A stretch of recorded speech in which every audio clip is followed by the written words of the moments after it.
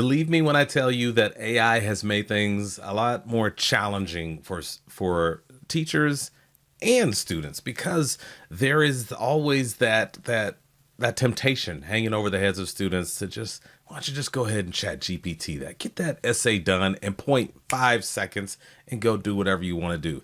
And then teachers, they're stuck with the responsibility, and it is their responsibility that if they see it, they need to call students out and teach them a lesson if they're engaging in academic dishonesty and using AI. But this story is actually interesting because here you have some students who are calling other students out for using AI, and they're frustrated with it. Let's check it out. Into every aspect of life. Artificial intelligence is making its way into every aspect of life, from work, entertainment, even school. At Princeton High in New Jersey, it's a hot topic of discussion. There's like this fear of like a false positive or like someone flagging your work as AI. At this school, all students have some access to artificial intelligence. Sometimes AI can tell you what you want to hear, not necessarily what is true. I think it can be very positive for certain things, but also very negative for others. It's not helpful when students just use it to directly cheat. These students say there are positives. Are you saying you use AI like as a study buddy? Yes, exactly. I can refine my questions with its help to find exactly what I'm looking for. But also negatives. I don't think it's great when we're given an essay, that student uses AI for the whole essay. I don't. See, that's not fair. That's not right. And so this is interesting. First of all, that's an awesome campus. The tuition at that high school has to be something astronomical. But I never thought about the other students who weren't cheating, and I never thought that they may have a fear that their work may be flagged as AI. That's interesting to me, because I've never considered that.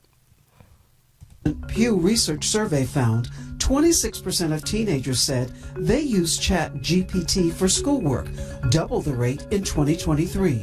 Now, more programs are being used to catch students who cheat on their schoolwork, but that's causing more anxiety.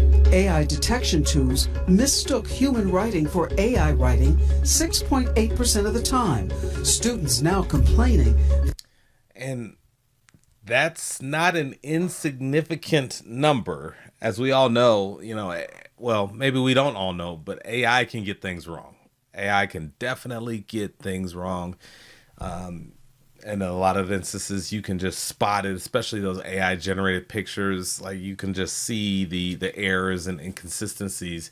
But that's a significant number. And I understand it now a little bit more, why you may have students out there who may be a little concerned that their work may be flagged as AI. 6.8%, that's something. They're under more pressure to prove they didn't cheat. Teachers sometimes make them rewrite it in front of their eyes. It's such a gray area. Last year, the Princeton Public School System. Look at that campus, everyone. Look at that campus. I want to hear in the comment section, what do you think the tuition is at this school? What do you think? Take a guess. Don't use AI. What do you think the tuition is? Top of your head, what do you think tuition is for 1 year? I'm going to guess $45,000 a year. $45,000 a year to attend this school. System banned ChatGPT and established guidelines on how to use other generative AI tools to maximize benefits over drawbacks. Benefits to using AI. English teacher Douglas Lewandowski says his solution is to never use AI, and he encourages his students to do the same. AI isn't beneficial in education, at least not yet. The American Federation of Teachers joined forces with several tech companies, spending $23 million to train teachers like these in New York City on best AI practices for schools. It's a thought partner in our journey of educating students and ensuring that also students are aware that it's not a replacement of their learning. The critical question now facing students, when can they use AI and how do they use it? Are you all for AI? I'm all for AI being used with restrictions so that students can get the critical thinking skills that they need to succeed in life. I don't think we're at a point in AI to determine whether it's fair, unfair, good, or bad. It's both, all at the same time. Rahima Ellis, NBC News.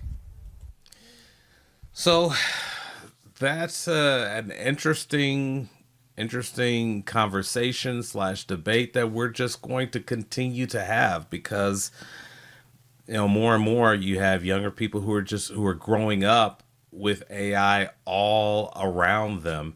And I think too, like since the beginning of time, we've had students who just didn't want to do the assignment, right? They were being lazy and didn't want to do the assignment. Now they have this tool, whereas in the past they would copy someone else's paper or buy a paper from someone who took the class before them who's older. So there was always cheating, some form of cheating. Now here we have a form of cheating that it's just instant. Like you can type in something in AI and it'll spit it out just that quick. And sometimes, the student could possibly get away with it, and that's not fair. Or sometimes you'll have a student who actually wrote their paper and they may get flagged for AI, and that's not fair either. So it's a tough situation. And unfortunately, it's not going to go away. So we're going to have to deal with it. We're going to have to continue to have the conversations. And hopefully, as time goes on, the AI detection tools will improve. And, educators will be empowered to call out with confidence students who are engaging in academic dishonesty. Now, I said $45,000. I'm rethinking that. It may be a little high, maybe 30,000, maybe 30,000. It's just a lot of money to go to this high school, I would imagine. So anyways, thank you so much for tuning in, and I will see you in the next update.